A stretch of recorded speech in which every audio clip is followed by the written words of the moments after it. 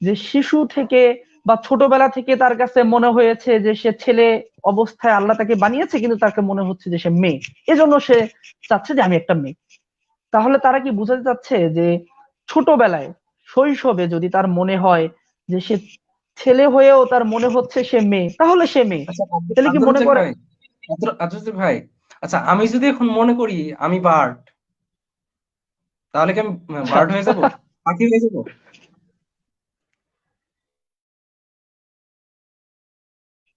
আচ্ছা ব্যাপারে ভিডিওটা চলে গেছে, ভিডিওটা আপনার সামনে আনেন। এটা নিয়ে আমি সুন্দর ছোট্ট একটা লেখা দিয়েছিলাম আমার আমার ফেসবুকে। সেটা হচ্ছে এভাবে: একটা বৃদ্ধ লোক, একটা মধ্যবয়সী লোক ধর্ষণ করেছে একটা ছোট বাবুকে। ধর্ষণ করার পর, মানে হচ্ছে এটা একটা ফানি ভাবে তাকে বোঝানোর চেষ্টা করেছি। তো মধ্যবয়স্ক একটা লোক ছোট্ট একটা বাবুকে ধর্ষণ করেছে। ধর্ষণের পরে তাকে আদালতে তোলা হলো।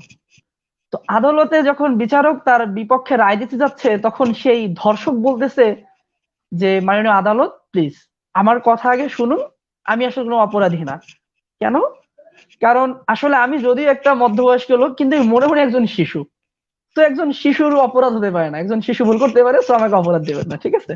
তো আসলে এই সমস্ত মানে হচ্ছে থার্ড ক্লাস লোকদেরকে, যারা হচ্ছে শুধু এই যুক্তি দিয়ে এটা বোঝাতে চায় যে আমার মনে হচ্ছে আমি মনে মনে একটা মেয়ে, ব্যাস আমি মেয়ে, মনে হচ্ছে আমি একটা মেয়ে হয়ে মনে মনে ছেলে, তো আমি ছেলে। এই থার্ড কোয়ালিটির ক্লাসের মানুষগুলোকে আসলে